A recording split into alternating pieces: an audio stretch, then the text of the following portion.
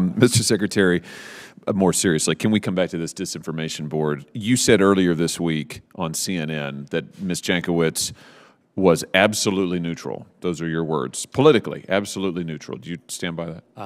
Senator, she has an obligation to be nonpartisan and neutral in the execution of her responsibilities in her current position in the Department of Homeland Security.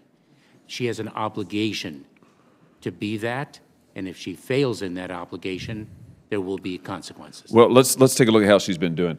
Here is Ms. Jankowicz again talking about her political opponents. I guess she refers to them as, views them as. She says, Trump talking about how he would put out the fire in Portland is the language of authoritarianism. It means the violent clearing of protesters, arrest without cause, abuse of human rights. That's not law enforcement, that's lawlessness. That was September 29th, 2020. Or here's another selection out of many I could have chosen from her book, a book she wrote, also published in 2020.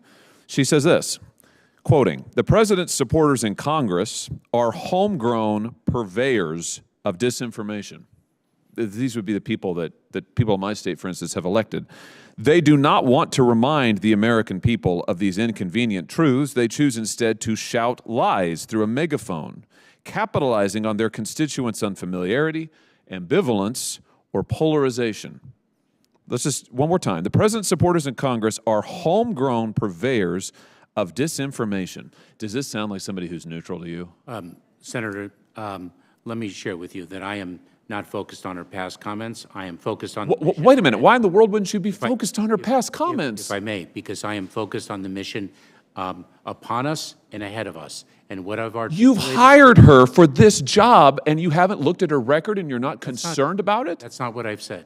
You just said that you're not concerned about her past comments. What I said is I am focused on the mission ahead and accomplishing that mission. You've chosen her to accomplish that mission with these statements. Do you regard her as neutral? And she has an obligation, while an employee of the Department of Homeland Security, to execute. So you have complete confidence in her? To execute her responsibilities in a nonpartisan way. And you, based on her record, you have complete confidence that she's going to do that? I have confidence in that, and if she fails in executing that obligation, as all individuals in the Department of Homeland Security has, then there will be a consequence to that. Wow, that's exceptional, particularly given that you told me just a few minutes ago in our earlier round that you weren't aware of the many comments that I read to you then, one after another, after another, after another, when you hired her for this job. So clearly you didn't do your due diligence, and now you're telling me that you're not concerned about her frankly outrageous and vitriolic statements that are partisan in the extreme. Because I can't believe I'm hearing this. Let me share with you something. She was hired by the Department of Homeland Security. You said that you're responsible for that. I am the Secretary of Homeland Indeed. Security. And therefore I bear responsibility. Indeed. Why don't you fire her? And so she is going to execute her responsibilities in a nonpartisan way and accomplish the mission for which she has been hired. Why don't you just dissolve this board? I mean, you haven't heard a single senator support this board. It is an abomination. It is unconstitutional. And frankly, it is embarrassing. And the fact that you've chosen this person to lead it is appalling. Why don't you just dissolve it?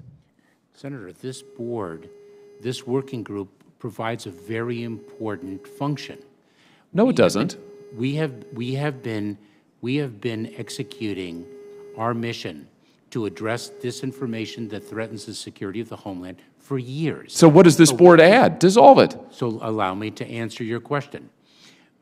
We have lacked sufficient guardrails, policies, and standards to guide that work, to ensure that that work, which has been done for nearly 10 years, is done in a way that does not infringe on people's right of free speech, right of privacy, rights and civil liberties. And that's what this working group is going to do. They're going to put the guardrails in place. So just so we understand, you have chosen Ms. Jankowicz, who says that the distinction between free speech and censorship is false, who says that the president's supporters are homegrown purveyors of disinformation, who has called herself the Mary Poppins of misinformation. You've chosen her to create guardrails for the entire federal government for free speech. Senator. I mean, that's exceptional. Senator, That's amazing. the deputy executive director is a career employee.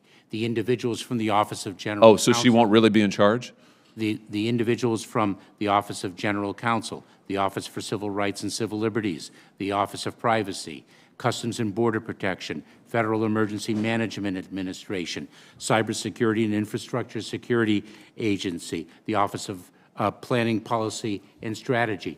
These individuals, many of whom will be career employees, will work together to make sure that the department has the policies, standards, definitions, and practices in place to allow the operators to do their work to tackle disinformation that threatens the security of the homeland without infringing on fundamental rights. I have no idea what that. I have no idea what that word salad means. But what I do know is you have hired an anti-free speech radical to lead this board that is an abomination. Thank you, Mr. Chairman.